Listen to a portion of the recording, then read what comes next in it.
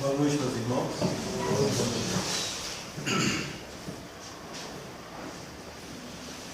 Amigo Jesus, mestre e companheiro de todas as horas, graças nos damos por mais esta oportunidade de estarmos em tua seara bendita.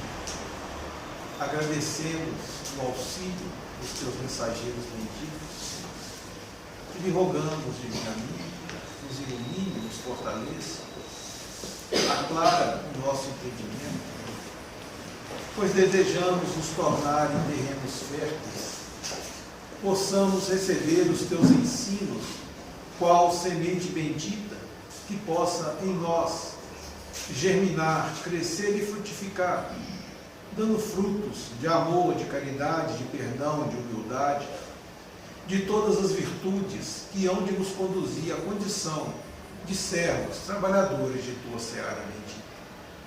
E rogamos, divino amigo, possas tuas bênçãos em amor, paz e luz se fazer sobre toda a humanidade. Que assim seja. Boa noite, meus irmãos. Boa noite, meus irmãos. Dando prosseguimento ao nosso estudo do Evangelho segundo o Espiritismo, das bem-aventuranças, entramos hoje no capítulo Bem-aventurados os misericordiosos. Perdoai para que Deus vos perdoe. Bem-aventurados os que são misericordiosos, porque obterão misericórdia. Evangelho de Mateus, capítulo 5, versículo 7. Se perdoardes aos homens as faltas que cometerem contra vós, também vosso Pai Celestial vos perdoará os pecados. Mas, se não perdoardes aos homens quando vos têm ofendido, vosso Pai Celestial também não vos perdoará os pecados. Evangelho de Mateus, capítulo 6, versículos 14 e 15. Se contra vós pecou o vosso irmão, e de fazer-lhe sentir a falta em particular, a sós com ele, se vos atender, tereis ganho o vosso irmão. Então, aproximando-se dele, disse-lhe Pedro: Senhor, quantas vezes perdoarei a meu irmão, quando houver pecado contra mim? Até 7 vezes? Respondeu-lhe Jesus: Não vos digo que perdoeis até 7 vezes, mas 70 vezes 7 vezes. Evangelho de Mateus, capítulo 18, versículos 15 e 21 e 22. Bom, meus irmãos, das bem-aventuranças que Jesus proferiu no Sermão do Monte, lembrando aqui que esse Sermão do Monte, o monte é um monte que pode ser qualquer monte em qualquer lugar do mundo. Porém, os seus ensinamentos são de vida eterna. Aquele monte na região da Galileia vai passar pelo processo de transformação de toda a matéria. Porém, o seu ensinamento vai permanecer até que o reino de Deus esteja edificado em cada um de nós.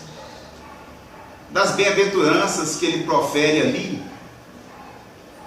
no meu modo de entender, essa bem-aventurança aos misericordiosos é a que nós devemos abraçar com mais fervor, pela condição de que nos encontramos e somos todos herdeiros de um passado de reencarnações anteriores muito desvirtuado da moral que o Cristo veio nos ensinar. E aí, mesmo nós que somos imperfeitos, nós que somos cheios de mazelas, de pecados, podemos, se formos misericordiosos, alcançar a misericórdia. Então, ser misericordioso, misericórdia quer dizer miséria, compaixão, cordes quer dizer coração. Aquela compaixão que parte do coração de alguém para com o seu irmão que se encontra na miséria afetiva. Então, diante do erro do nosso irmão, termos esta compaixão por ver nele um irmão, um filho de Deus. Nós já ouvimos diversas vezes a palavra Satanás, a palavra diabo. Satanás provém do hebraico, que significa o adversário.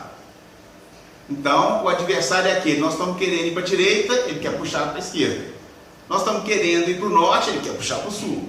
Nós estamos querendo subir em direção a Deus, ele quer nos puxar para a matéria. Então, é o adversário. Ele está sempre em oposição. Diabo é a palavra grega, diabolos. O diabolos significa o acusador, aquele que acusa. Aquele que está buscando o ensinamento de Jesus, ele não se faz nem adversário, nem acusador do seu irmão quando o seu irmão erra. Ele usa de misericórdia. Então é isso que Jesus veio nos ensinar. Se nós nos sintonizamos com ser o opositor do nosso irmão, ser o acusador do nosso irmão, nós estamos sintonizados com quem? Com o mal, com o diabo, com o Satanás. Então, se queremos sintonizar com o Cristo, precisamos de agir com misericórdia para com o nosso semelhante. E nós que somos defeituosos, pensemos nisso, com todos os nossos defeitos e imperfeições. Se nós utilizarmos da misericórdia para com aqueles que na caminhada nos ofenderem, poderemos orar a Deus pedindo perdão das nossas ofensas, porque estamos procurando perdoar aqueles que nos ofendem. Assim estaremos justificados, porque não é possível voltarmos atrás para fazermos um novo começo. Esse começo nós começamos errado, mas nós podemos fazer um final novo a partir de hoje. E aí a importância da misericórdia para com aqueles que julgamos serem os nossos ofensores, os nossos inimigos, os nossos adversários. Irmão João. Sempre nós clamamos misericórdia, misericórdia. Se nós não tivermos misericórdia com os nossos semelhantes, nós recebemos na mesma proporção algumas situações difíceis, fica difícil nós sairmos com bom êxito dessa situação difícil. O livro Jesus no Lar tem uma lição chamada Juiz Reformado. Esse juiz, ele assumiu o controle da parte de justiça da cidade. Ele era severo, criou prisões das mais difíceis da pessoa sair, e o povo vivia sob uma lei intensa que ele aplicava com muito rigor na cidade. Então o pessoal recolhia-se à noite, por volta do toque de recolher, 20 horas, 22 horas. No outro dia a cidade ela permanecia normalmente ainda sob a severidade desse juiz. O tempo se passou, ele foi aconselhado por várias pessoas que ele deveria ser um pouco mais misericordioso com as pessoas, para que as pessoas não ficassem sob essa tensão tão grande desta lei que ele implantou na cidade. Aconteceu que certa vez, à noite, a filha dele passou mal. Ela morava em outra região da cidade. Ele teve que deslocar à noite. Quando deslocou à noite, que era o horário de recolher, então ele foi aprisionado pelos guardas, que não reconheceram, eles estavam bêbados. Foi aprisionado e sofreu as consequências. Foi aprisionado, ficou na cadeia durante um certo tempo, não conseguia sair, porque a prisão era realmente muito sofisticada. E no outro dia, quando foi desfeito então o engano, ele já tinha sofrido bastante, porque o pessoal acabou até o espancando. Jesus fecha essa lição de uma forma interessante, Porque se ele tivesse misericórdia com as pessoas, ele não teria sofrido a consequência de coisas que ele implantou na própria cidade. E a partir daí, após ele ter sofrido essa situação, então ele resolveu ser uma pessoa mais benevolente para com a população.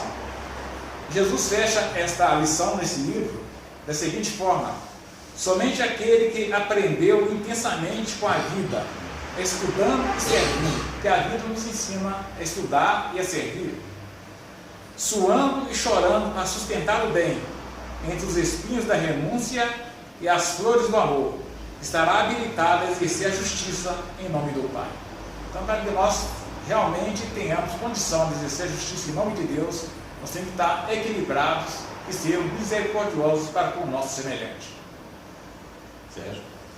Perdoai para que Deus nos perdoe. Nós saímos, da mão do Criador simples e ignorantes. Nós não saímos com débitos, não saímos com crimes e nem com propensão para o mal. Somos responsáveis pelos nossos próprios atos, mas nós não somos devedores do nosso semelhante, nós somos devedores da lei. Quando qualquer um de nós ofende a lei de Deus através do semelhante, ou seja, quando eu prejudico, eu faço mal ao meu semelhante, eu violo a lei de Deus. Por quê? Porque a lei de Deus é a lei de amor. O que o Cristo nos disse, que ele resumia toda a lei e todos os profetas na máxima: amar a Deus sobre todas as coisas e amar o próximo como a si mesmo. Ou seja, é amor. A lei de Deus é a lei de amor. Então, quando nós violamos a lei de amor, foi porque dentro das nossas atitudes, das nossas escolhas, nós optamos por deixar o amor de lado e agir segundo os nossos próprios impulsos e a nossa própria vontade de querer sempre o melhor para nós e nada para o nosso semelhante. Quando nós somos movidos pelo orgulho, pelo egoísmo, nós iremos violar a lei de Deus. Porque eu não vou estar ligado ao amor. Eu vou estar ligado ao orgulho e ao egoísmo. Mas eu não sou devedor do meu semelhante. Porque se eu fosse devedor do meu semelhante, todas as vezes que eu ofendesse a um espírito evoluído, eu estaria livre. Porque ele vai me perdoar. Se eu ofendesse a Gandhi, Madre Teresa de Calcutá, Irmã Dulce, Chico Xavier, eles iriam querer se vingar de mim? Iriam me cobrar alguma coisa? Não. Então eu estaria livre, já que ele me perdoou? Não. Eu sou devedor da lei. O perdão é bom para quem perdoa. Aquele que perdoa, imediatamente ele recebe os benefícios do perdão. Ele deixa de vibrar na faixa do agressor. Ele não se prende à corrente do ódio e da vingança. Nas nossas tarefas mediúnicas nessa casa, tivemos várias oportunidades de ver irmãos nos cobrando algo que nós fizemos há 200, 300 anos atrás. Por quê? Porque é uma corrente. Nós temos todas as maravilhas do mundo pela frente, mas por vontade própria nós nos acorrentamos naquela ofensa que foi feita e ali ficamos presos pelo sentimento do ódio e da vingança. Quando se perdoa, não. Quando se perdoa, você se liberta, você está livre para prosseguir a sua caminhada. E por que, como a lição nos diz, da misericórdia? Porque nós necessitamos de misericórdia. Como disse o Cristo, aquele que estiver sem culpa, sem pecado, atire a primeira pedra. Então, quem de nós nunca errou, nunca cometeu uma falta que necessite de perdão? Então, nós somos devedores da lei. E nós iremos conseguir o perdão da lei da mesma forma que perdoarmos o nosso semelhante. Nós sempre falamos assim, mas Jesus, que perdoou a todos nós, das nossas atitudes infelizes, ele era o Cristo, era um espírito puro. Como é que eu, um espírito imperfeito, posso seguir esse perdão que o Cristo exemplificou? Pois ele é perfeito, eu sou imperfeito, como é que eu vou poder fazer esse perdão? Então nós notamos que quem quer seguir o Cristo, ele vai perdoar dentro do limite das suas próprias forças. Teve uma comunicação nessa casa que o irmão estava um tanto quanto endurecido por um encarnado que lhe ofendeu na encarnação passada. E se mostrava irredutível, que ele iria se vingar, iria se cobrar. Mas nós sabemos que todos nós sempre temos aqueles que nos amam e que velam por nós. Nessa comunicação se manifestou um outro espírito, já na condição muito evoluída. E chegou perto dele e pediu a ele que ele perdoasse. A resposta dele foi assim: olha, ele não merece o meu perdão não, porque ele não mudou nada, ele é a mesma pessoa. Mas quem está me pedindo, eu devo muito a ele. Ele usou a expressão santo, né? O fulano, ele citou o nome, ele é santo. Ele está me pedindo isso. Ele disse: olha, eu não acho que você merece meu perdão, mas eu vou me afastar. Não digo que te perdoo, mas eu vou esquecer, porque ele está me pedindo. Ainda, né, na mensagem ele falou com os outros, né? Tinha mais gente querendo cobrar. Assim: olha, vamos embora, porque o fulano está nos pedindo. Então a misericórdia de Deus é dessa forma. Muitas vezes nós não merecemos não, mas ela vem em nosso favor a pedido de alguém que nos ama. Então quando nós perdoamos alguém, nós não sabemos a sequência de benefícios que isso faz. Eu perdoo alguém, eu auxilio alguém, eu estou agradando não só a ele, mas de todos aqueles que o amam. E isso é contado ao meu benefício, isso vai ser usado ao meu favor. A mínima tarefa no bem é contada. No livro, que eu não me recordo mais o nome, eu não vou querer citar para não errar o livro, é contado de um irmão que estava na vida espiritual numa situação muito ruim. Ele tinha passado por uma condição financeira muito boa na reencarnação, mas se apegou a muitas posses, foi muito egoísta, não se lembrou do seu semelhante. E ele necessitava reencarnar. Só que como ele não tinha beneficiado ninguém, ele não estava achando quem o aceitasse a sua reencarnação. Aí chega o mentor espiritual dele e fala assim: olha, eu consegui alguém que vai te acolher na reencarnação. Ele fala assim: mas como? Eu nunca beneficiei ninguém. Ele fala assim: olha, você se esqueceu, mas esse irmão não esqueceu de você. Então, eu coloco assim, né? Eu vou como se fosse um facho de luz, você segue que você vai ver. Então ele vai para uma fazenda, ele olha, era a fazenda que ele possuía muitas terras. Ele vai até uma casa muito simples, né? Uma casa daquele trabalhador rural, muito simples. Aí na hora que ele vê, é um casal que vivia muito alegre, com todos os parcos recursos que tinha, mas muito feliz. Ele falou assim: essa pessoa é muito agradecida a você. Ele falou que te aceita como filho. Ele falou: mas eu não sei quem ele é. Ele falou: não, você beneficiou. Nós vamos te mostrar o que você fez. Aí mostra quando ele era reencarnado. Isso era um menininho que era filho de um trabalhador dele. E chegou perto dele uma vez e falou com ele que ele estava com fome. Ele nem ligou muito não, mas foi a primeira vez que ele pegou um alimento, um pão, um café com leite, uma coisa, e deu de boa vontade para o menino. O menino estava com tanta fome que na cabeça dele ele se tornou um anjo. Foi o anjo que matou a fome dele. E ele lembrou disso por toda uma vida. E quando perguntaram para ele se ele aceitava ele como filho, imediatamente ele falou que ele aceitava, pelo benefício que ele tinha recebido. É um irmãozinho que ele teve um benefício para contar na vida. Mas valeu para ele um amor que o aceitou como filho. Então essa é a nossa história.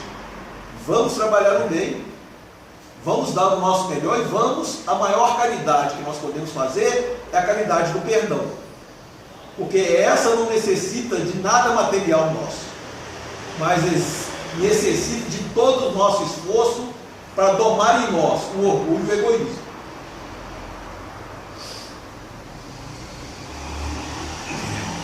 No item 2 aqui: se perdoardes aos homens as faltas que cometerem contra vós, também vosso Pai Celestial vos perdoará os pecados. Mas se não perdoardes aos homens quando vos tenham ofendido, vosso Pai Celestial também não vos perdoará os pecados. Pecado significa... Pecado significa perder o caminho do alvo. O alvo de todas as criaturas é caminhar para Deus. Então, quando nós desviamos desse caminho, estamos cometendo um pecado.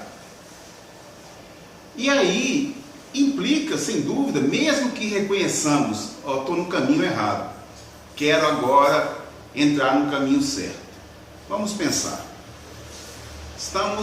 Temos a estrada asfaltada para percorrer de um ponto A a um ponto B.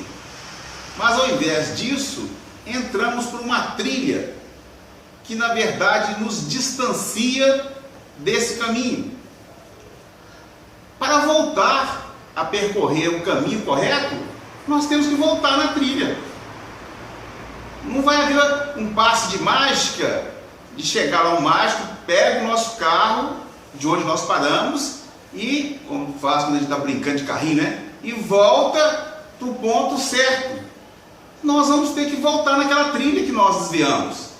E às vezes, pode ter chovido, às vezes tem barro, pode ter tido um desmoronamento, a pista está parcialmente obstruída. Essa trilha pode ser invadida por assaltantes. Então, as dificuldades que passamos para retornar ao caminho correto são obras de Deus? Não são obras de Deus, são obras nossas. Nós é que desviamos. E aí nós vamos ver do perdão. Tertuliano é um cristão que vivia no norte da África, na cidade de Cartago, e é o primeiro a escrever em latim, não em grego, por volta de 160 depois de Cristo. Então, na sua sabedoria, ele dizia àqueles que queriam aplacar a sua sede através da vingança, e dizia: se você quer ser imensamente feliz em um dia, aplaque a sua vingança. Mas se você quer ser feliz eternamente, perdoe. O perdão é uma libertação, porque duas coisas nos unem intensamente uns aos outros. Um é o amor, a outra é o ódio. O ódio vai nos deixar acorrentado àquele a quem odiamos. O perdão é a chave que abre o cadeado para nos libertar. E nos liberta. Então, se tem alguém que você odeia muito, prepara que na próxima encarnação você vai vir juntinho com ele. Juntinho. Se você quer se afastar, perdoe. Liberte, deixe seguir. Mas ele não gosta de mim. Jesus não pede que nós façamos o outro nos perdoar. Reconciliar com o adversário é de nossa parte. É nós não o termos como nosso adversário, ainda que ele se considere nosso adversário. Nós não o consideramos. Tanto assim, que quando assim fazemos, se ele precisar, a gente ajuda. Então é disso que Jesus está falando. Aí me permita completar com o segundo, depois eu passo aqui os dois. quando ele fala, Pedro pergunta, Pedro representa nós. Porque Jesus, quando veio, ele não veio com os espíritos mais evoluídos que o acompanhavam, não, ele veio com os de boa vontade e imperfeitos como nós. Porque se ele trouxesse só os puros, nós não íamos nos identificar neles. Agora Pedro era um pescador simples, rude, analfabeto, que foi ao longo da vida sendo moldado por Jesus. E aqui no seu aprendizado ele pergunta, Senhor, quantas vezes deverei perdoar aquele que me agride? Até 7 vezes? Porque o 7 é muito empregado na cultura hebraica. Até 7 vezes? E Jesus responde a ele, não apenas 7 vezes, mas 70 vezes 7 vezes, respondendo a toda a humanidade, todos nós. Porque nós certamente, se falar 7 vezes, nós íamos contar, hoje eu perdoei uma, já estou na 6ª, a partir da 7ª ele vai ver comigo. Não é assim que a gente faria? Na 7ª contamos 7, então vamos arriscar lá, ó, 7, deixa ele agora. A próxima agora ele vai pagar pela 7, que eu perdoei, ele vai pagar pela 7 multiplicado. Então é perdoar quantas vezes formos ofendidos. Já pensou se nós fôssemos julgados por Deus todas as vezes que nós erramos? O que a gente ia falar? Inferninho, lá vou eu. São incontáveis vezes por dia. São incontáveis vezes por dia. Então, quando fazemos isso, estamos construindo o reino de Deus dentro de nós. Irmão João. Emmanuel traz para nós no livro Palavras de Vida Eterna, perdão, remédio santo. Que às vezes não sabemos que perdão é um remédio. Nós buscamos todo remédio para os males físicos, mas para os males espirituais, às vezes nós não procuramos o perdão. Ele fala, toda vez que a moléstia te ameaça, recorre necessariamente aos remédios que te liberem da apreensão. Então, toda vez que nós temos algum problema físico, nós recorremos a um medicamento. Para a dor, agentes calmantes da dor, sedativos para a ansiedade. Em suma, em face de qualquer embaraço físico, procure reabilitar as funções do órgão lesado. Lembra-te de semelhante positivo e recorda que há pensamentos enfermiços de queixa e mágoa, de prevenção e antipatia, a te solicitarem adequada medicação para que restaure o equilíbrio emocional. Se nas doenças vulgares reclamas despreocupação em favor da cura, é natural que nos achaques do espírito necessite do esquecimento para que te repasse as forças. O perdão é, pois, o remédio santo para que a nossa alma continue em euforia e caminhando sempre. Sérgio? No livro Nosso Lar, ditado pelo espírito André Luiz, através da psicografia de Chico Xavier, André Luiz relata que ele, quando reencarnado, é um médico de uma família de muitos recursos financeiros. O pai não era um espírito muito evoluído, mas a mãe sim. A mãe era um espírito já com muitos valores morais. O tanto que, quando desencarnada, André Luiz permaneceu na colônia Nosso Lar, e a sua mãe permaneceu num mundo muito mais elevado, no qual ele, André Luiz, sequer podia ir, porque ele não tinha condição espiritual, evolução espiritual de lá adentrar. Mas, numa conversa com a mãe dele, ele se lembrou do pai. Ele sabia que o pai, né, na vida, quando reencarnado, ele não era muito reservado nas suas atitudes. Então ele sabia que o pai tinha tido 2 amantes, que viveu muito para a matéria, e estava numa condição ruim. Aí ele pergunta para a mãe, né, já no plano espiritual, se ela sabia, tinha notícia do pai dele. Ela falou sim. Ele se encontra numa região inferior, um certo, né, grau de sofrimento. Ele falou, mas e as 2 amantes que ele tinha? Ele falou, não, lá estão com ele, nesse mesmo local, e cobrando dele o que ele fez com elas, porque ele foi um incentivador da queda das 2. Ele falou, mas e até quando eles vão ficar nessa situação infeliz? Ela falou, não, eu já planejei e vou auxiliá-los. Mas como assim? Eu já estou programando, eu vou reencarnar, e seu pai vai reencarnar também, e nós vamos voltar a ser marido e mulher. A André Luiz já estranhou, porque ela não necessitava reencarnar, e muito menos com ele, né? Porque ele não tinha sido um bom marido. Assim, e as duas amantes? Ele sem querer perguntar para a mãe, né? Mas teve que perguntar. O que será delas? Eu também solucionei. Nós iremos recebê-las como filhas. Elas serão minhas filhas. Bom, isso é a mente dela. E na mente do André Luiz é a nossa mente, né? Eu vou perguntar para ela, você tem certeza que você está fazendo? Ele já foi mau marido numa, você está pedindo para ser mau marido na outra. E as duas amantes deles, né, que te feriram tanto, você vai receber como filhas? Quer dizer, na nossa cabeça, alguém aqui planejaria isso? Você foi ofendido pelo seu marido, traído por duas mulheres, você não precisa reencarnar, aí você pede para reencarnar com aquele que te ofendeu e com as duas que te enganou. Alguém aqui está capacitado para isso? Levanta o dedo. Ainda bem, né? Eu também não vou levantar. Mas isso que é a vivência, o aprendizado.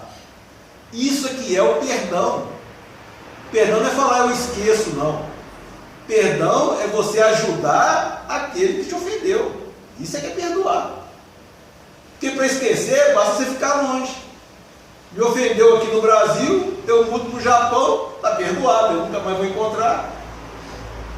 Não. O perdão, na visão do Cristo, é fazer o bem àquele que te fez o mal. Quer dizer, essa é a lição da mãe do André Luiz. Isso está lá no livro.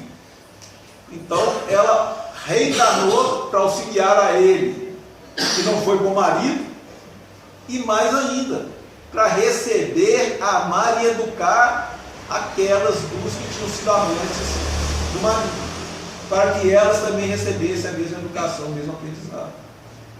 Foi isso que o Cristo veio fazer conosco.